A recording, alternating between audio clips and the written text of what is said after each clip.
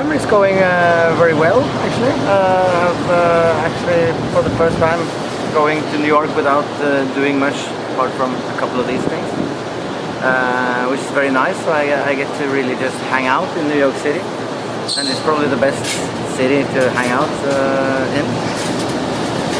Even if it's raining now, that's actually quite nice. That because New York is so hot in the summertime. So actually, like yesterday was quite nice. It was hot, but when the rain came, it sort of freshens everything up.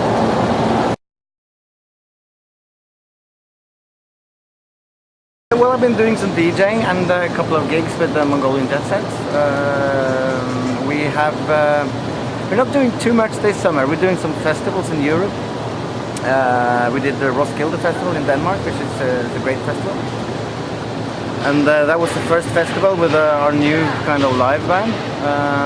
Live, we've been doing a lot of different things. We've been changing personnel, and we've also had different people guesting each time. So now we have more like a proper band with the same people playing, so we can, develop the live sound a little bit.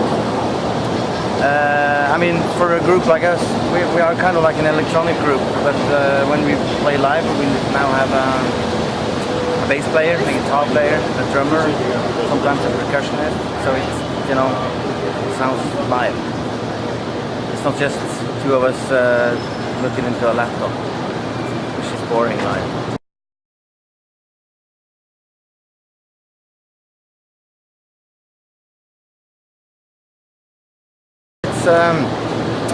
It's sort of a compilation of stuff we've been doing for the last 2-3 years. A lot of it has been released, but very kind of like limited in on 12-inch singles and stuff like that.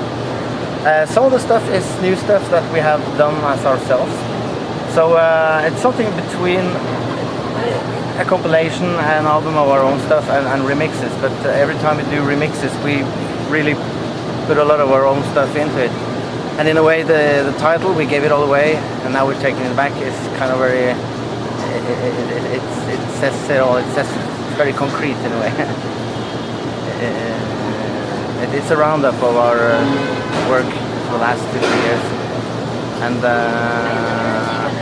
I think it's good that we can be able to present it side by side as a Mongolian album instead of just tracks, being spread around on vinyl singles on different labels and stuff like that. It's now you can hear it, sit down and hear the whole thing as it's meant to be listened to.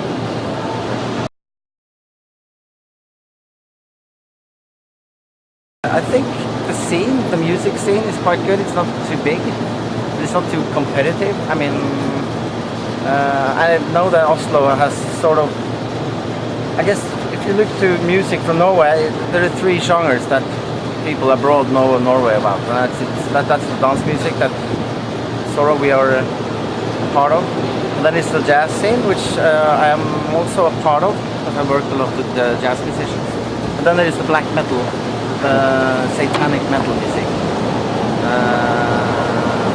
All these 3 genres, they are kind of small, but good scenes. No competition or no bitching. Well, perhaps a little bit. But. There's some records I always bring, of course. There is, yes. Usually they are the more unusual records, because there's a lot of dance music you play as a DJ, which you kind of play like for a month or something. And then there are the tracks that you always bring along. Like there is this New York record I always bring, which was released a couple of years ago by something called Ghost Notes. A track called Holy Jungle. I think I've played it in every DJ set since it came out, and it's because it's so good and it's so different.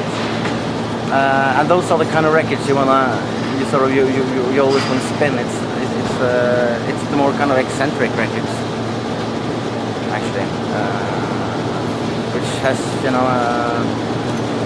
its own very distinct flavor. And records you can play in every kind of set or setting. Those are the really special records. Those are records we are trying to make ourselves as well. Well, I don't know really what a Mongolian Jetsetter is. It might be a heritage of Genghis Khan or something, so it's probably a bit of a bad boy. I don't know, but the name actually, and this is a bit... I've actually invented the name when I was a teenager. And I'm not sure if this is really a sad story or just a nerdy story, but I was doing a fake discographies when I was like 14, 15 years. And one of the bands I did a fake discography of was the Mongolian Jetset. So luckily it turned out to be a real thing. It would have been very sad if it was just an invented thing that I did as a teenager. But it's been with me since the 80s, the name. And when we started to make the music, it just fell back and okay, this is the Mongolian Jetset. Just bring this thing for real.